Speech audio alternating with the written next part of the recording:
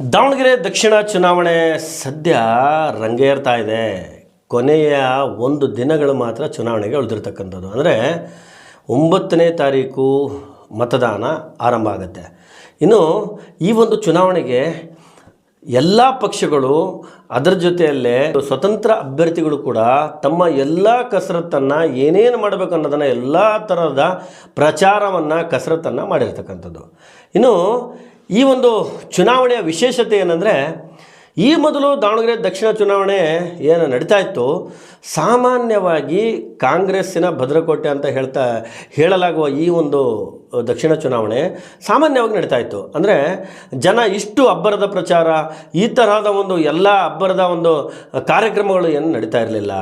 ಈ ಬಾರಿ ಮಾತ್ರ ನಮ್ಮ ಕರ್ನಾಟಕದ ಕಾಂಗ್ರೆಸ್ ಸರ್ಕಾರದ ಎಲ್ಲ ಸರಿಸುಮಾರು ಎಲ್ಲ ಶಾಸಕರು, ಸಚಿವರು, ಮುಖಂಡರು ಎಲ್ಲ ದಂಡೆ ಬಂದಿರತಕ್ಕಂಥದ್ದು. ದಾವಣಗೆರೆಯಲ್ಲಿ ಹಾಲ್ಟಾಗಿ ಬೀಡುಬಿಟ್ಟಿದ್ದಾರೆ. ಈ ಬಾರಿ ಶತಾಯಗತಾಯ ಕಾಂಗ್ರೆಸ್ ಶತಾಯಗತ ಗೆಲ್ಲೇಬೇಕು ಅನ್ನುವಂಥ ನಿಟ್ಟಿನಲ್ಲಿ ಕಾಂಗ್ರೆಸ್ ಪ್ರಯತ್ನವನ್ನು ಮಾಡ್ತಾಯಿದೆ. ಈ ಕಾಂಗ್ರೆಸ್ಸಿಗೆ ಸದ್ಯ ಪ್ರಯತ್ನಕ್ಕೆ ಅಡ್ಡಗಾಲ ಆಗ್ತಿರ್ತಕ್ಕಂಥದ್ದಂದರೆ ಮುಖ್ಯವಾಗಿ SDPI ಪಕ್ಷ. ಅಂದರೆ ಈ ಮೊದಲು SDPI ಪಕ್ಷ ಏನೋ ನಿಲ್ತಾ ಇರಲಿಲ್ವಾ, ಅಂದರೆ ಅವರು ಪ್ರಚಾರಕ್ಕೆ ಬರ್ತಾ ಇರಲಿಲ್ವಾ? ಬರ್ತಾಯಿದ್ರು. ಆದರೆ ಈ ಮೊದಲು ಏನು ಚುನಾವಣೆ ನಡೀತಾ ಇದ್ವು, ಆ ಚುನಾವಣೆಯಲ್ಲಿ ಸಾಮಾನ್ಯವಾಗಿ ಸಹಜವಾಗಿ SDPI ಅಂತ ಒಂದು ಪಕ್ಷ ಸಾಮಾನ್ಯವಾಗಿ ಒಂದು ನಾಮಿನೇಷನನ್ನು ಫೈಲ್ ಮಾಡ್ತಾಯಿದ್ರು. ಆದರೆ ಅಂತಹ ಒಂದು ಮತಗಳೇನಾದ್ರು ಪಡಿತಾ ಇರಲಿಲ್ಲ. ಅಂದರೆ ಜನರಿಗೆ ಅಂತಹ ಮತಗಳನ್ನ SDPI ಅನ್ನುವಂಥ ಒಂದು ಕಾನ್ಸೆಪ್ಟ್ ಅಷ್ಟು ಜನರ ಮೈಂಡಲ್ಲಿ ಹೋಗಿರಲಿಲ್ಲ. ಆದರೆ ಈ ಬಾರಿ SDPI ಪಕ್ಷ ಕೂಡ ಬಹಳಷ್ಟು ದೊಡ್ಡ ಮಟ್ಟದಲ್ಲಿ ಪ್ರಚಾರ ಕಾರ್ಯಕ್ರಮಗಳು, ರ್ಯಾಲಿಗಳನ್ನು ಈ ಬಾರಿ ಮಾಡ್ತಾ ಇದೆ. ಅದರ ಜೊತೆಯಲ್ಲೇ ಸ್ವತಂತ್ರ ಅಭ್ಯರ್ಥಿಗಳು ಈಗ ಮುಖ್ಯವಾಗಿ ಕಂಟಕವಾಗಿರ್ತಕ್ಕಂಥದ್ದು ಅಂದರೆ ಆಗಿರುವಂಥದ್ದು. ಆ ಸಂದರ್ಭದಲ್ಲಿ ಸಾದಿಕ್ ಪೈಲ್ವಾನ್ರವರು ಅವರು ಸ್ವತಂತ್ರ ಅಭ್ಯರ್ಥಿಯಾಗಿ ನಾಮಪತ್ರವನ್ನು ಸಲ್ಲಿಸಿದರು. ಆದರೆ ಕಾಂಗ್ರೆಸ್ ಪಕ್ಷ ಅವರನ್ನು ಮನವೊಲಿಸಿ, ಮಾನ್ಯ CM ಸಿದ್ದರಾಮಯ್ಯನವರು ಅವರಿಗೆ ಮನವೊಲಿಸಿ ಅವರು ನಾಮಪತ್ರವನ್ನು ಹಿಂಪಡೀಲಿಕ್ಕೆ ಸಾಧ್ಯ ಆಗಲಿಲ್ಲ. ಅಂದರೆ ಅದರ ಸಮಯ ನಿಗದಿ ಮೀರಿತ್ತು. ಹಾಗಾಗಿ ಸಮಯ ಮೀರಿದ ಕಾರಣ ಅವರು ಬಂಡಾಯ ಅಭ್ಯರ್ಥಿಯಾಗಿ ಅವರ ನಾಮಪತ್ರ ಹಾಗೇ ಇದೆ ಸ್ವತಂತ್ರ ಅಭ್ಯರ್ಥಿಯಾಗಿ. ಆದರೆ ಬೇಷರತ್ ಒಂದು ಬೆಂಬಲವನ್ನು ಕಾಂಗ್ರೆಸ್ ಪಕ್ಷಕ್ಕೆ ಕೊಟ್ಟಿರ್ತಕ್ಕಂಥದ್ದು. ಇನ್ನು ಇನ್ನೊಂದು ಬಂಡಾಯ ಅಂದರೆ ಬಂಡಾಯ ಅಲ್ಲ, ಇನ್ನೊಂದು ಸ್ವತಂತ್ರ ಅಭ್ಯರ್ಥಿ, ಇನ್ನೊಬ್ಬ ಸ್ವತಂತ್ರ ಅಭ್ಯರ್ಥಿ ಅಂದರೆ ಖಾದರ್ ಆದಿಲ್ ಬಾಷಾ.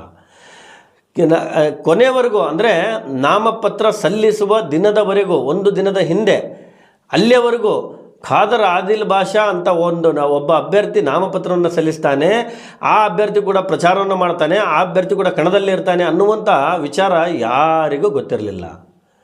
ಇದ್ದಕ್ಕಿದ್ದಂತೆ ಖಾದರ್ ಆದಿಲ್ ಬಾಷಾನ ಪ್ರವೇಶ ಆಗುತ್ತೆ. ಖಾದರ್ ಆದಿಲ್ ಬಾಷಾ ಇದ್ದಕ್ಕಿದ್ದಂತೆ ಈ ಒಂದು ನಾಮಪತ್ರವನ್ನು ಹಾಕ್ತಾರೆ. ಆ ನಾಮಪತ್ರವನ್ನು ಹಾಕಿ ಸ್ವತಂತ್ರ ಅಭ್ಯರ್ಥಿಯಾಗಿ ಅವರು ಪಾದಾರ್ಪಣೆಯನ್ನು ಮಾಡ್ತಾರೆ, ಕಣದಲ್ಲಿ ಬರ್ತಾರೆ. ಇನ್ನು ಬಿಡಪ್ಪ, ಎಲ್ಲ ಬಂಡಾಯ ಅಭ್ಯರ್ಥಿಗಳು ಸ್ವತಂತ್ರ ಅಭ್ಯರ್ಥಿಗಳೇನಿದ್ದಾರೆ ಅವರಂಗೆ ಈ ಖಾದರ್ ಆದಿಲ್ ಬಾಷಾ ಕೂಡ ಅಂತ ಅಂದುಕೊಳ್ಳೋ ಸಮಯದಲ್ಲಿ ಸ್ವಲ್ಪ ಎಲ್ಲೋ ಒಂದು ಕಡೆ ಅವರು ಕೂಡ ಮತಗಳನ್ನು ಡಿವೈಡ್ ಮಾಡ್ತಾ ಅಂದರೆ ಅಲ್ಪಸಂಖ್ಯಾತರ ಮತಗಳನ್ನು ತಮ್ಮ ಹತ್ರ ಸೆಳೆಯುವಲ್ಲಿ ಯಶಸ್ವಿ ಆಗ್ತಾರೆ. ಈ SDPI ಕೂಡ ಕಳೆದ ಇಲ್ಲಿವರೆಗೂ ಚುನಾವಣೆಗಳು ಏನು ನಡೆದಿರ್ತಕ್ಕಂಥದ್ದು ದಾವಣಗೆರೆಯಲ್ಲಿ, ಈ ಬಾರಿ ಮಾತ್ರ ಅತಿ ಹೆಚ್ಚು ಪ್ರದರ್ಶನ, ಅತಿ ಹೆಚ್ಚು ಸಭೆಗಳು, ಕಾರ್ಯಕ್ರಮಗಳು, ರ್ಯಾಲಿಗಳು, ಅತಿ ಹೆಚ್ಚು ಪೈಪೋಟಿಯನ್ನು ಕೊಡ್ತಿರ್ತಕ್ಕಂಥದ್ದು SDPI ಪಕ್ಷ. ಇನ್ನು BJP ಅಂತಹ ಟಕ್ಕರ್ ಕಾಂಗ್ರೆಸ್ಸಿಗೆ ಕೊಡ್ತಿಲ್ಲ. ಆದರೂ ಕೆಲವು ವಿಚಾರಗಳಲ್ಲಿ ನಮಗೆ ಒಂದು ಮಾಹಿತಿ ಬಂದಿರತಕ್ಕಂಥದ್ದು, ದಾವಣಗೆರೆ ದಕ್ಷಿಣ ಕುಕ್ವಾಡ, ಹದಡಿ ಕುಕ್ವಾಡ ಇರ್ಬೋದು, ಕೆಲವು ಕಡೆ ಮತ್ತು ಜರಿಕಟ್ಟೆ, ಮೆಟ್ಲಕಟ್ಟೆ ಇರ್ಬೋದು, ಮತ್ತು ಈ ನಾಗನೂರು, ಅಲ್ಲೆಲ್ಲ ಕಾಂಗ್ರೆಸ್ಸಿಗೆ ಈ ಬಾರಿ ಸ್ವಲ್ಪ ಮತಗಳ ಒಂದು ಹೊಡೆತ ಆಗುತ್ತೆ, ಮತಗಳು ಕಮ್ಮಿ ಆಗ್ತವೆ ಅನ್ನುವಂಥ ಮಾಹಿತಿ ನಮಗೆ ಬಂದಿರತಕ್ಕಂಥದ್ದು. ಇದು ಯಾವ ವಿಚಾರದಲ್ಲಿ ಅಂತ ಗೊತ್ತಿಲ್ಲ. ಆದರೆ ಈ ಒಂದು ಮಾಹಿತಿ ಏನಿದೆ ಇದು ಬಹಳಷ್ಟು ಒಂದು ಸೂಕ್ಷ್ಮವಾದ ಮಾಹಿತಿ, ಮತ್ತು ಈ ಮಾಹಿತಿ ಏನಿದೆ ಇದು ಪಕ್ಕಾ ಮಾಹಿತಿ ಅಂತ ನಾವು ಹೇಳ್ತಾ ಇದ್ದೀವಿ. ಈ ಬಾರಿ ಸ್ವಲ್ಪ ನಾನು ಹೇಳಿರ್ತಕ್ಕಂಥ ಹದಡಿ, ಕುಕ್ವಾಡ, ಜರಿಕಟ್ಟೆ, ಮೆಟ್ಲಕಟ್ಟೆ ಕೆಲವು ವಿಚಾರಗಳಲ್ಲಿ ಒಂದು ಭಿನ್ನಾಭಿಪ್ರಾಯದಲ್ಲಿ ಕೆಲವು ಮತಗಳೇನಿದ್ದಾವೆ ಈ ಬಾರಿ BJPಗೆ ಹೋಗ್ಬೋದು. ಆದರೆ ಹಾಗಾದರೆ BJPಗೆ ಈ ಬಾರಿ ಪ್ಲಸ್ ಆಗುತ್ತಾ, BJP ಗೆದ್ದೇ ಬಿಡುತ್ತಾ, ಕಾಂಗ್ರೆಸ್ ಸೋತು ಬಿಡುತ್ತಾ ಅನ್ನೋದಕ್ಕೆ ಒಂದು ವಿಶ್ಲೇಷಣೆಯನ್ನು ನಾನು ಕೊಡ್ತೀನಿ. ದಾವಣಗೆರೆ ದಕ್ಷಿಣದಲ್ಲಿ ಕಾಂಗ್ರೆಸ್ ಸೋತು ಬಿಡುತ್ತಾ, BJP ಗೆದ್ದೇ ಬಿಡುತ್ತಾ ಅನ್ನುವಂಥ, ಯಾಕಂದರೆ ಈಗ ನೇರವಾಗಿ ನಡೀತಿರ್ತಕ್ಕಂಥ ಫೈಟು ಕಾಂಗ್ರೆಸ್ ಮತ್ತು B J P. S D P I ಕಣದಲ್ಲಿದೆ, ಆದರೆ ನಿರೀಕ್ಷಿತ ಮತಗಳು ಎಸ್ ಡಿ ಪಿ ಐಗೆ ಸಿಗೋದಿಲ್ಲ. ಕಾರಣ ಏನಂದರೆ ಎಸ್ ಡಿ ಪಿ ಐಗೆ ಅಲ್ಪಸಂಖ್ಯಾತರ ಮತಗಳನ್ನು ಹಾಕ್ಬೋದು, ಬೇರೆ ಸಮುದಾಯದವರು ಬೇರೆ ಜಾತಿವಾರ ಮತಗಳು ಎಸ್ ಡಿ ಪಿ ಐಗೆ ಬರೋದಿಲ್ಲ. ಇದು ಒಂದು ಸಾರ್ವಕಾಲಿಕ ಸತ್ಯ ಇದು. ಹಾಗಾಗಿ ಈ ಒಂದು ಚುನಾವಣೆಯಲ್ಲಿ ಹೇಗಪ್ಪ ಕಾಂಗ್ರೆಸ್ಸಿಗೆ ಮತಗಳು ಏನಾಗ್ಬೋದು, ಕಾಂಗ್ರೆಸ್ ಸೋಲುತ್ತಾ ಅನ್ನುವಂಥದ್ದಕ್ಕೆ ಒಂದು ವಿಶ್ಲೇಷಣೆಯನ್ನು ಕೊಡ್ತೀನಿ. ಈ ಬಾರಿ ಕಾಂಗ್ರೆಸ್ಸಿಗೆ ಲಿಂಗಾಯತರ ಮತಗಳು ಪೂರ್ಣವಾಗಿ ಎಲ್ಲ ಮತಗಳು ಬರಲಿಲ್ಲ ಅಂದರೂ ಸ್ವಾಭಾವಿಕವಾಗಿ ಕಾಂಗ್ರೆಸ್ಸಿಗೆ ಲಿಂಗಾಯತರ ಮತಗಳು 80% ಮತಗಳು ಬರುವಂಥದ್ದು. ಅಲ್ಪಸಂಖ್ಯಾತರ ಮತಗಳಲ್ಲಿ ನಾರ್ಮಲ್ ಆಗಿ ಏನು ಮತಗಳಲ್ಲಿ ಈ ಮೊದಲು ಚುನಾವಣೆಗಳಲ್ಲಿ ಮತಗಳನ್ನು ಏನು ಬರ್ತಾಯಿದ್ವು, ಅದರಲ್ಲಿ ಒಂದು ಸಣ್ಣ ಪ್ರಮಾಣದಲ್ಲಿ ಮತಗಳು ವಿಭಜನೆ ಆಗಬಹುದು, ಸಣ್ಣ ಪ್ರಮಾಣದಲ್ಲಿ ಅಷ್ಟೇ. ಅದರಿಂದ ದೊಡ್ಡ ಹೊಡೆತ ಏನಾಗೋದಿಲ್ಲ. ಯಾಕಂದರೆ ಕಾಂಗ್ರೆಸ್ಸಿನ ಮತಗಳು ಕೆಲವು ಕಡೆ ನಾವು ಒಂದು ಗ್ರೌಂಡ್ ರಿಪೋರ್ಟನ್ನು ಮಾಡಲು ಹೋದಾಗ ಕೆಲವು ಕಡೆ ನಮಗೆ ಬಂದಿರತಕ್ಕಂಥ ಮಾಹಿತಿ, ಈ ಕಾಂಗ್ರೆಸ್ಸಿನ ಭದ್ರಾ ಕೋಟೆ ಅಂತ ನಾವೇನು ಹೇಳ್ತೀವಿ, ಕಾಂಗ್ರೆಸ್ಸಿನ ಮತಗಳಂತ ನಾವೇನು ಹೇಳ್ತೀವಿ, ಆ ಮತಗಳು ಯಾವ ಕಾರಣಕ್ಕೂ ವಿಭಜನೆ ಆಗೋಕ್ಕೆ ಸಾಧ್ಯನೇ ಇಲ್ಲ. ಇನ್ನು ಬೇರೆ ಮತಗಳು ಅಂದರೆ ಈ ಮರಾಠರು ಇರ್ಬೋದು, ಎಸ್ ಟಿ ಮತಗಳಿರ್ಬೋದು, ಕುರುಬರ ಮತಗಳಿರ್ಬೋದು. ಕುರುಬರ ಮತಗಳು ಈ ಬಾರಿ ಸಿದ್ದರಾಮಯ್ಯನವರ ಬಂದಿರತಕ್ಕಂಥದ್ದು. ಸಿದ್ದರಾಮಯ್ಯನವರ ಒಂದು ಕ್ರೇಜು ಹೇಗಿದೆ ಅಂದರೆ ಕುರುಬರ ಮತಗಳು ಆಲ್ಮೋಸ್ಟ್ ಕಾಂಗ್ರೆಸ್ಸಿಗೆ ಸಿದ್ದರಾಮಯ್ಯನವರ ಪರವಾಗಿ ಬರುವಂಥದ್ದು, ಬೇರೆ ಏನಲ್ಲ, ಸಿದ್ದರಾಮಯ್ಯನವರ ಪರವಾಗಿ ಬರುವಂಥದ್ದು. ಇನ್ನು ಬೇರೆ ಅಹಿಂದ ಮತಗಳಂತೂ ಸಿದ್ದರಾಮಯ್ಯನವರಿಗೆ ಪಕ್ಕ ಬಂದೇ ಬರ್ತವೆ. ಯಾಕಂದರೆ ಅಹಿಂದ ವರ್ಗದವರು ಸಿದ್ದರಾಮಯ್ಯನವರಿಗೆ ಭಾಳಷ್ಟು ಒಂದು ಇದನ್ನು ಕೊಡುವಂಥದ್ದು, ಸಿದ್ದರಾಮಯ್ಯನವರ ಒಂದು ಫಾಲೋವರ್ಸ್ ಅಂತಲೇ ಹೇಳ್ಬೋದು. ಇನ್ನು ಮತ್ತು ಇಷ್ಟೆಲ್ಲ ಆದಮೇಲೆ ಕಳೆದ ಬಾರಿ 27,000 ಮತಗಳಿಂದ ಏನು ಶಾಮನೂರು ಶಿವಶಂಕರಪ್ಪನವರು ಗೆಲುವನ್ನು ಸಾಧಿಸ್ತಾರೆ, ಆ ಸಂದರ್ಭದಲ್ಲಿ ಅಜಯ್ ಕಣದಲ್ಲಿ ಇರ್ತಾರೆ. ಅಜಯ್ ಕಳೆದ ಬಾರಿ ಕಣದಲ್ಲಿದ್ದಾಗ ಕೇವಲ 27,000 ಮತಗಳ ಅಂತರದಿಂದ ಶಾಮನೂರು ಶಿವಶಂಕರಪ್ಪನವರು ಗೆದ್ದಿರ್ತಕ್ಕಂಥದ್ದು. ಹಾಗಾದರೆ ಈ ಬಾರಿ ಕೂಡ ಅಜಯ್ ಇದ್ದಿದ್ದರೆ ಈ ಬಾರಿ ಕೂಡ ಅಜಯ್ರವರು ಕಣದಲ್ಲಿದ್ದಿದ್ರೆ ಕಾಂಗ್ರೆಸ್ಸಿಗೆ ನಿಜವಾಗ್ಲೂ ಹೊಡೆತ ಬೀಳ್ತಾ ಇತ್ತು. ಆದರೆ ಅದೇನಂತ ಗೊತ್ತಿಲ್ಲ, ಬಿ ಜೆ ಪಿ ದಾಸ್ ಕರಿಯಪ್ಪನವ್ರನ್ನ ಈ ಬಾರಿ ಆಯ್ಕೆ ಮಾಡಿದೆ, ಅಂದರೆ ತಮ್ಮ ಅಭ್ಯರ್ಥಿಯನ್ನಾಗಿ ಘೋಷಿಸಿರ್ತಕ್ಕಂಥದ್ದು. ಇನ್ನು ಬಿ ಜೆ ಪಿಯಲ್ಲಿ ಎಲ್ಲ ಸರಿ ಇದೆ ಅಂತಲೂ ಹೇಳೋಕ್ಕೆ ಬರೋದಿಲ್ಲ, ಎಲ್ಲ ಸರಿ ಇದೆ ಅಂತ ಹೇಳೋದು ಕಷ್ಟ. ಯಾಕಂದರೆ ಸಹಜವಾಗಿ ಪಕ್ಷ ಅಂದಮೇಲೆ ಕಾಂಗ್ರೆಸ್ ಆಗಿರ್ಬೋದು, ಬಿ ಜೆ ಪಿ ಆಗಿರ್ಬೋದು, ಸಹಜವಾಗಿ ಅಸಹನೆ ಎಲ್ಲೋ ಒಂದು ಕಡೆ ಸ್ವಲ್ಪ ಆಕ್ರೋಶ ಇದ್ದೇ ಇರುತ್ತೆ.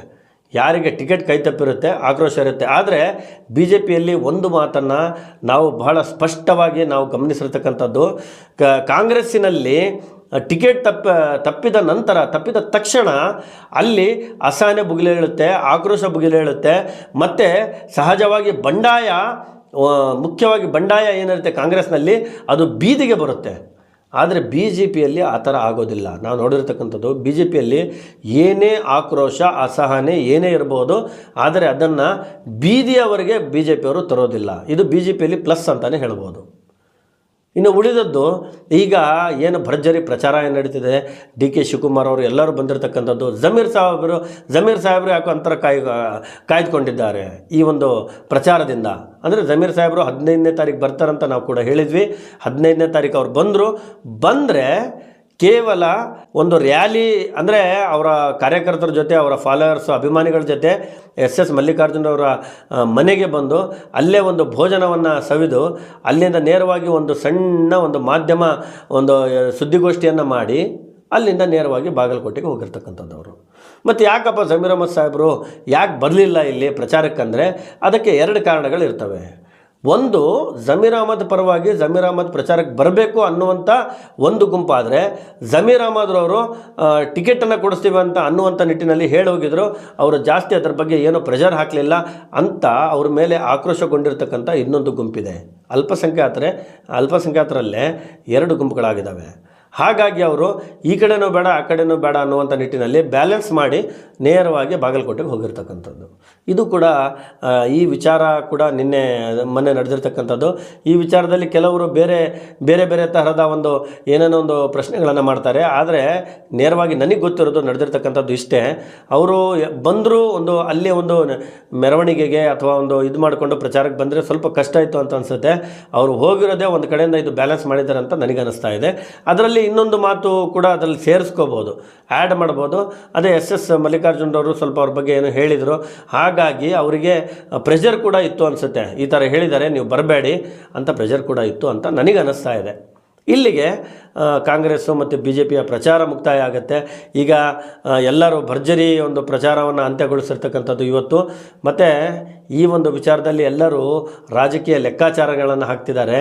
ಈ ಬಾರಿ ಏನಾಗ್ಬೋದು, ಯಾಕಂದರೆ ಅತಿ ಹೆಚ್ಚು ಚರ್ಚೆಯಲ್ಲಿ ಇರತಕ್ಕಂಥ ಒಂದು ಕ್ಷೇತ್ರ ಅಂದರೆ ಸದ್ಯ ಕರ್ನಾಟಕದಲ್ಲಿ ಇದು ದಾವಣಗೆರೆ ದಕ್ಷಿಣ ಕ್ಷೇತ್ರ.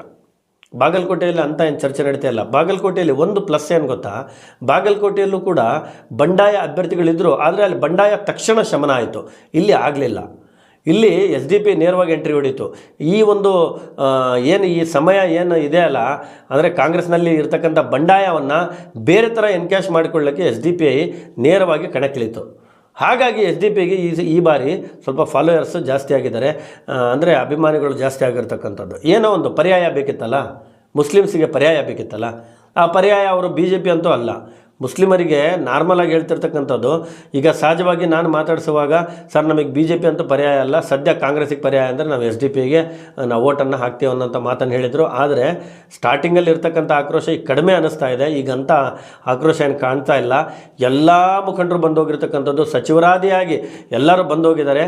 ಕೆಲವರು ಏನಾಗುತ್ತೆ ಅಂದರೆ, ಕೆಲವು ಆಕ್ರೋಶ ಏನಿರ್ತವೆ, ಕೆಲವರ ಮುಖಗಳನ್ನು ನೋಡಿ, ಕೆಲವರ ಮಾತುಗಳನ್ನು ಕೇಳಿ, ಅದರಲ್ಲಿ ರಿಜ್ವಾನ್ ಅರ್ಷದ್ ಕೂಡ ಭಾಳ ಒಂದು ಭಯಂಕರ ಭಾಷಣವನ್ನು ಮಾಡಿರ್ತಕ್ಕಂಥದ್ದವರು, ಬಹಳ ಒಂದು ಭಾಳ ವೇಗ ಜೋರಾಗಿ ಮಾತಾಡಿ ಏನೋ ಒಂಥರ ಅಬ್ಬರದ ಭಾಷಣವನ್ನು ಮಾಡಿರ್ತಕ್ಕಂಥದ್ದು. ಹಾಗಾಗಿ ಸ್ವಲ್ಪ ಅದು ಕೂಡ ಏನೋ ಕೆಲವು ಕಡೆ ಒಂದು ಮತಗಳನ್ನು ಹರಿದು ಹಂಚಿ ಹೋಗಿರ್ತಕ್ಕಂಥ ಮತಗಳನ್ನು ಒಂದು ಕಡೆ ತಂದು ನಿಲ್ಲಿಸಿರ್ತಕ್ಕಂಥದ್ದು. ಅಂದರೆ ಅಲ್ಪಸಂಖ್ಯಾತರಿಗೆ ಎಲ್ಲೋ ಒಂದು ಕನ್ಫ್ಯೂಷನ್ ಇತ್ತಲ್ಲ, ಅದನ್ನು ಕ್ಲಿಯರ್ ಮಾಡಿದೆ ಅಂತ ಅನ್ನಿಸ್ತಾ ಇದೆ. ಇನ್ನು ಕೇವಲ ಒಂದಿನ ದಿನ ಬಾಕಿ ಇದೆ. ಮತದಾರರು ಯಾರಿಗೆ ಜೈ ಅಂತ ಗೊತ್ತಿಲ್ಲ, ವಿಜಯಲಕ್ಷ್ಮಿ ಯಾರಿಗೆ ಒಲಿತಾಳೆ ಅನ್ನೋದನ್ನು ನಾವು ಮುಂದಿನ ದಿನಗಳಲ್ಲಿ ನೋಡಬೇಕಾಗುತ್ತೆ. ಆದರೆ ಮತಗಳನ್ನು ನಾವು ಯಾವತ್ತೂ ಹೇಳ್ತೀವಿ, ಯಾವುದೇ ವಿಶ್ಲೇಷಣೆ ಯಾರೇ ಮಾಡ್ಬೋದು, ಆದರೆ ಮತದಾನ ಏನಿದೆ ಅಲ್ಲ ಅದೇ ಅಂತಿಮ. ಮತದಾರ ಪ್ರಭು ಏನು ಅವ್ರು ಫೈನಲ್ ಡಿಸಿಷನ್ನ ತಗೊಳ್ತಾನೆ, ಅದೇ ಅಂತಿಮವಾದ ಡಿಸಿಷನ್.